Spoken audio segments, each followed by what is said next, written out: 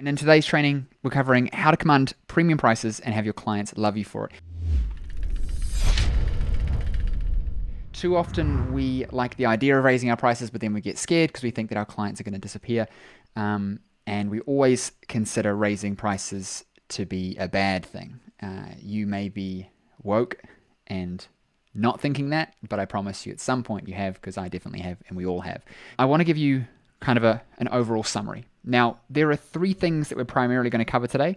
The first is value, which is our packaging, right? How do we create a premium program where we can charge premium fees for it because we get premium outcomes? The second thing is C stands for conviction or belief. This is the selling process.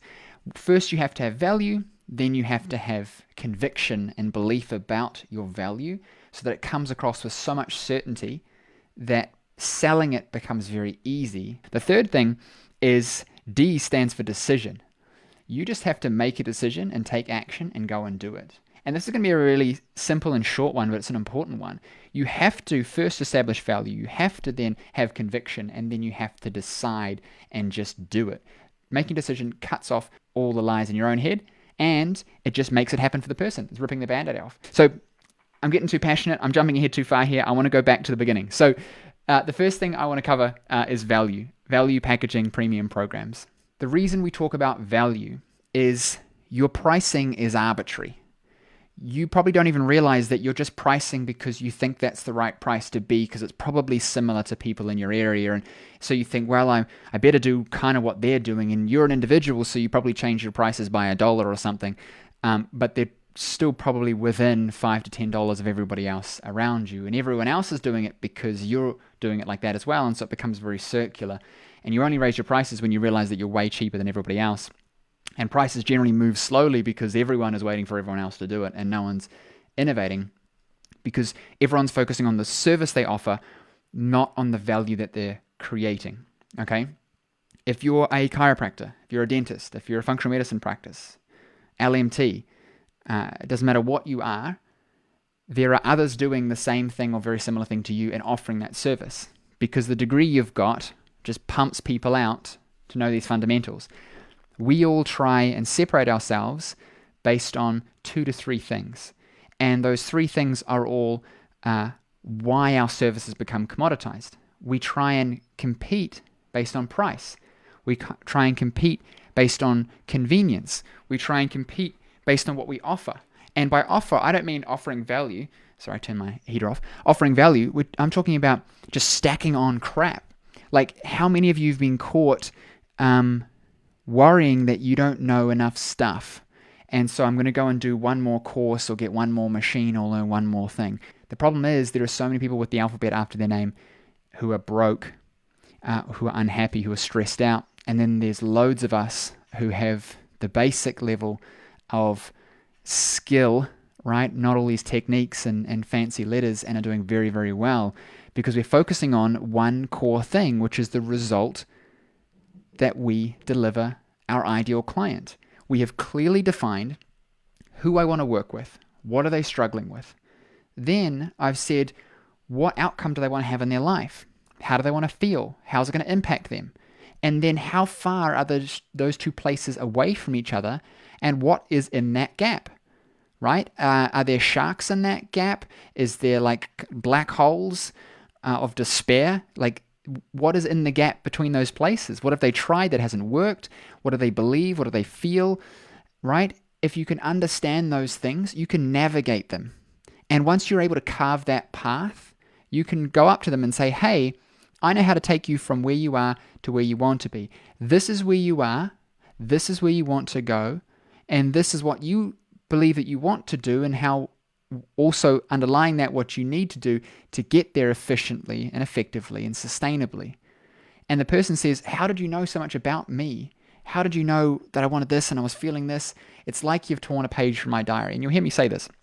Obviously, they're not actually going to say that to you, but it should feel like you are parroting their life back to them because you know them so well. And so that path becomes so easy. It's like if I'm wanting to fly, or I'll rephrase, if I'm wanting to travel to Australia, I'm in New Zealand, I'm in the US, wherever. I could ride a bicycle. Well, I get pretty hard. I could ride the bicycle from my house and then I would hit the beach and I would sink and drown, right? I could try and swim. I would drown just a couple hundred meters out. So maybe I need to get on a boat. Well, which boat? How big? How fast is that going to take? Is that really what I want? Like maybe I want to get there quickly and not feel sick. So there's all these things to consider. It's not just go from here to there. It's how do they want to get there? And when you have the right vehicle, and it's an innovation in their mind, you're presenting them with this opportunity, suddenly it makes sense. Like what if I said to you, and we've never done this before, I'm like, hey, did you want to go to Australia? And you're like, yeah, sure. And you see everyone else on boats and you think that's just the way to go. It's bumpy, uncomfortable, and takes 3 months. And I come along and I'm like, well, we can go to Australia in this flying machine, which is proven. This is what it looks like. This is how it works. And I'm going to be able to serve you champagne and dinner and you can watch movies and it's going to be amazing. You'd think, holy crap, yes, please. Guess what? You can charge a premium for that. Now, I know I'm kind of going left field here because this is not healthcare related, but I want you to think about that in terms of your healthcare practice. Think about where your ideal client is. Think about where do they ultimately want to be and think about what that gap looks like and what they're currently doing that isn't really solving the problem in the way that they really like, but they're kind of settling for it because they think that's the only way of doing it. They're unaware there's other possibilities. Realistically, like that's usually the reason why they're doing things that they're uncomfortable with, especially if, so here's the thing, you can have client A who wants a cheap experience and client B who doesn't, but client B doesn't know that there's another alternative. Your job is to create a premium program offering that is perfect for client B and present it to them and say, here you go. So what we want to do to begin with is establish that value. Establish that I can create this outcome for you and change your life and make it simple. Everyone else is competing on price, convenience, and surface offerings. They're all trying to undercut each other. They're all trying to do more stuff, add more letters to their name, or be more convenient. That's why people say, well, I'm going to drive to your house and I'll do the massage there. Not only that, I'm going to be $50 cheaper and I'm going to look after your kids and I'm going to give you this laser machine to keep at your house just because you came in for this appointment, right? Like it's just stacking crap. I'm going to look after your kids. I'm going to paint your fence. I'm going to cook you dinner. Please be my client. In that situation, it's commoditized. Everyone's racing to the bottom. The first thing people try and do when there is competition is they try and say they're better than. So, you do A, well, I do A and B. And then someone else says, well, I do A and B and C. And then you just get this stacking of crap, which what leads to this problem of the alphabet soup, right? Everyone wanting all these things after their name to try and be better. It's like, I'm going to do this, this, this, and this, and this, and this. And at one point, it gets to a place where clients don't understand it and it's just garbage to them. But they say, well, the list's longer, so I guess it's better. Because they have no perspective. But when you create your premium program correctly, suddenly it's like you're speaking their language. Suddenly they just get it. Have you ever had the experience where you're talking to somebody and everything that you're saying is just smooth, perfect, and the person's looking at you and says, where do I sign? Let's start. This sounds amazing. Let's go. That happened because what you were saying aligned perfectly with where they are, where they wanted to be, and the pathway you laid out to get there made so much sense to them, right? That person is putty in your hand. That person is someone who's willing to pay a premium because you are offering them exactly what they want and need, and you're doing it in a way that makes it easy for them. Now, someone else will come and try and be cheaper, but because you have set, like the line in the sand, you said, this is what I do and how I do it, those people try and they can't compete because you've mapped out exactly how to get that outcome. You've created a proprietary system. That's your premium program. You're not just doing the same old. You're communicating differently. You're providing more value in what you're doing. You're assessing differently. All of this plays such a huge role in this. Now, when you are pricing, your pricing needs to be based off of what you think it's worth in the person's life, understanding that the more you charge, the more conviction and belief you need to have about what you're doing, which I'll talk about in a second, which is why a lot of us don't charge enough because we don't have enough belief and conviction in what we do, because we don't really believe we have enough value. Because if you honestly, and look me in the eyes in the camera, if you honestly believe that you had so much value for this person that you're talking to, why are you not charging more than whatever your price? I don't care if you've recently raised your prices. I don't care that if you are the most expensive in the market. Why are you not charging more than what you currently are? Like, there is a point in your vision of what's possible where it feels uncomfortable if you go past that point. That point is where your value mark ends. Like, in your mind, if you're a chiropractor, let's say, I'm in a chiropractor, so I'm going to use this example. Let's say I'm a chiropractor and everyone charges $50 for an adjustment, right? A treatment. If I want to charge $150, suddenly my brain goes, oh, that's uncomfortable. Why does that feel uncomfortable? It feels uncomfortable because the amount of value that I perceive in what I do and the price, the pain of, price is a pain, right? Pain of offering it gets out of balance, and I feel like somebody wouldn't pay that. The only reason I feel like they wouldn't pay it is because I don't have enough belief and conviction about my price to value ratio. I'm feeling, if I'm going to offer a $150 adjustment and everyone else is doing $50, that I don't have enough value to be offering that. Does that make sense? Now, there is going to be a point where it doesn't make sense to charge more necessarily, right? You can't charge $1 million for an individual treatment. It's just not practical. There is a certain point where your pricing has to match your social status, but I'm saying that 99% of us are nowhere near that, and we can definitely charge more, and we can charge it in more and more interesting ways. So, to get kind of tactical on this, what I mean is you can charge per session, you can offer treatment plans, and you can offer packages. Those are kind of the three ways of doing it in my head. Per session is let's just see how it goes and come in per session. Don't recommend that at all. There's no commitment from the client and there's no real value. It's very transactional. And transactions are not going to get people outcomes long term. And if they're not getting outcomes, they're not getting wins, they don't feel good about you, they're not going to keep coming back, and they're definitely not going to refer to you. So you have to have either a care or treatment plan or a package or a program, right? So the difference between the two is in our practice, we offer a care plan. So people might pay per session or they might pay up front, but there's a plan that we're going to go through no matter what. And the person has to commit to that to start with us.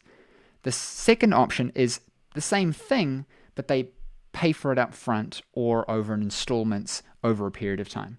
It's just a different level of commitment for a different type of client and for a different type of value proposition. When you're pricing that, like I said, if you don't have conviction and belief about what you're doing, you're going to feel uncomfortable at a certain price point. Your job is to question that and think, is this discomfort because I believe that no one's going to pay it? Because I've reached that social status level where I'm asking 10 grand for a massage?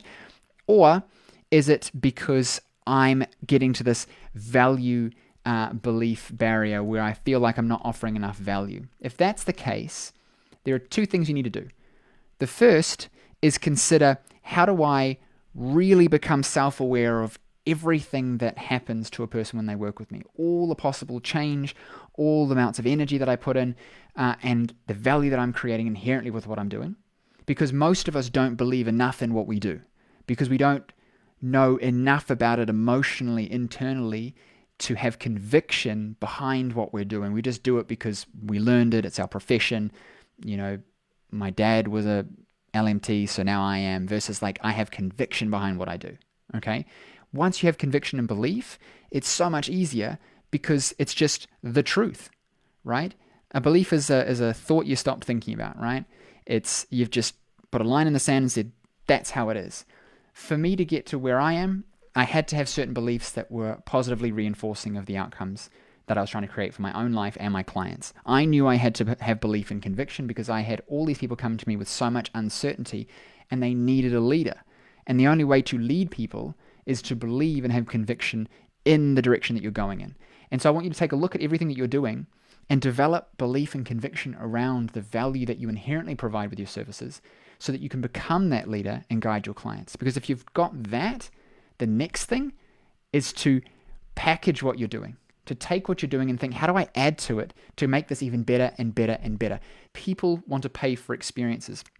Your premium program needs to be a practical thing that gets them an outcome in the most efficient way, produces the best outcomes, makes them feel the most supported, provides them the most sort of secondary assets to support that. But the third layer is the experience they have during.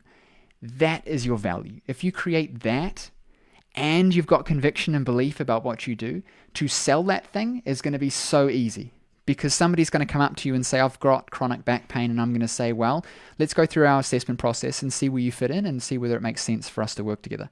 Immediately, you've drawn a line in the sand and said, you may not work with us because I don't accept everybody, because I'm not needy and I'm not a commodity. If you just want to get, in my case, your back cracked, go down the road. Dave will do it for you.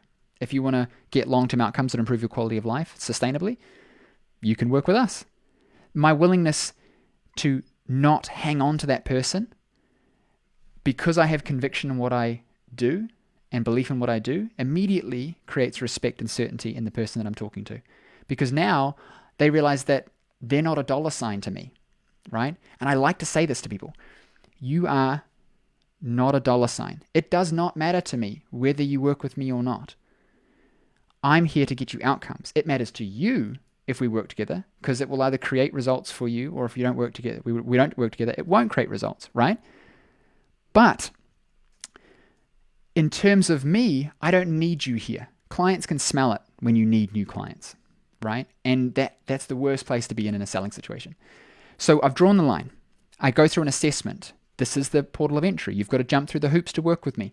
I do the assessment. I create a report. I present it to the person. I tell them everything about what it all means in a way that makes sense to my ideal client, because I'm speaking their language, because I understand where they are and where they want to be. I understand how much understanding they have. I understand how sophisticated they are about their problem. Do they know all the medical terms? Have they had all the tests before? They've spoken to all the people before. I'm going to treat them with more respect and assume their knowledge. Or are they a beginner and I'm going to treat them with respect and assume no knowledge and explain everything perfectly? Who is your ideal client? What's their situation? That'll dictate how you talk to them. Because have you ever talked to somebody where you're telling them all the fancy terms and they look at you like you're an absolute lemon, like, why the hell are you saying this? I don't know what you're talking about. And they get uncomfortable and they don't work with you? Have you ever had a client where you assume they know nothing and you're talking to them like they're an absolute beginner and they get annoyed because you weren't speaking to them with respect and using the right words because they know this stuff? I've been through all the tests before. I know what an MRI is. I know what this means. I've got a disc herniation, blah, blah, blah. You have to understand their beliefs and their position. You need to be able to speak their language. So I present it by speaking their language. And I say, this is what's going on. This is what we need to do about it. This is going to be the fix if we don't change it. This will be the outcomes if we do. This is how we're going to do it. Does this make sense and feel like something that you're going to be able to do to produce the results that you told me you wanted to get? Person says, yes, let's do it. You go, amazing. If we work together, it's going to look like this, A, B, and C. And that's it. That's the hoops they've got to jump through to become the client. Then every single session after that until their first review is keeping them accountable to the commitment that they made to the process, not letting them give up. If I let a person get out of it, I am enabling that person to continue having chronic pain. If I'm massively overweight and I'm going to die of heart disease and you're my trainer and I'm like, oh, this is hard, I don't want to come and I'm tired and I'd rather watch Netflix, and you said, hey, look, that's okay. How about we, I know it's a bit tiring and you're coming to me twice a week. How about you just come next week instead and we'll skip Thursday? How many of you have had a client bitching and you've let them off the hook and told them they can space their next visit out? Or worse than that, you've given them some kind of discount. How many of you have let someone off the hook and they've said to you, I don't want to be coming once a week anymore, and you said, okay, let's come in a month. Or they said, I want to call you, and you go, okay, call me, that's fine. And you told yourself, be honest, well, they must be getting better. I'm doing what the client needs and wants. I'm here to support my clients and their decisions, and they're smart people. And in reality, all you've done is you've enabled them and let them off the hook because they don't have the knowledge, skill, expertise, or even qualifications to really understand what's going on. And so how can they make the best judgment? So when a client wants to make a judgment about their care versus you making a judgment about their care, who's going to have the right answer? So how does all of this tie in together? Well, if you understand where they are, where they want to get to, you've mapped out this process, you've got so much conviction in yourself, you've stacked all the value, you know you can get an outcome, you're committed to the process, you can help your clients get committed to the process, your staff are committed to that whole process, this white glove experience. Why are you still charging cheap prices? Now's the time to go, well, look at all this value. This is ridiculous that I'm charging for nothing. That you can decide to increase your prices and it feels in integrity with the value that you're providing. And so literally tomorrow, you can go ahead and you can say, I'm charging $5 more per session. I'm going to package this all up and create a $1,000 12-week program to produce XYZ result. And you have belief in it and you have everything to back it up. And so when you go to sell it, it's very easy because it just makes sense to your client because you've done the work at the start. And suddenly, because foundationally it's about doing the work now to reap the reward later, suddenly it gets very, very easy. And in doing this, you can charge more per session. You can package what you're doing and charge premiums to create cash flow because you're getting paid up front. You get better commitment to care, better retention, therefore more revenue per client. And you get far better outcomes because your clients are committed. If you have conviction and belief and you have value to provide, your clients will listen and follow through. That means they get better outcomes. That means they're happier. That means they refer more people to you. And suddenly, your clients love you more because you're charging a premium, because you're creating more value. Now, the title's a bit clickbaity. People aren't going to love you because you're charging a premium. They're going to love you because you're creating premium value. And paying the premium just goes with it because, of course, I'm going to pay that because look at all the value that I get. I don't bitch and moan about paying for business class when I fly because I have conviction and belief in the value that I'm getting in it. And so while it's more expensive than going economy, there's no way I would go economy because I want that experience in business and I'm willing to pay for it. That's what your clients will feel. If I fly economy, I feel uncomfortable and horrible. I'm sore and I get crampy legs and I just don't have a good experience and I don't like the airline because of it. Nothing to do with the airline, everything to do with my experience that I had because of my beliefs around the value. Put me in business class, suddenly I'm having a good experience. Right? If I'm in business class in another airline and I don't get the same value, I feel it. Flying Emirates compared to flying some other airline, for example. And my experience is paired with the value that I'm getting and the premium price that I'm paying because on the flip side, people value things they pay more money for. So to go full circle with what I said at the start, when somebody's just giving you something, you don't value it as much. When you paid for it, you do because there's an energy exchange. You've given over value to receive value. You've exchanged the value. And when we don't charge enough, people don't respect us. Also, we tend to attract people who are a pain in the ass.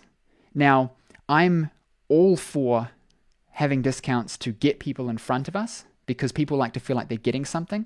But when it comes time to working together, now is the time to have premium service offerings in front of them that you have conviction behind because those people will see that value and they will want it.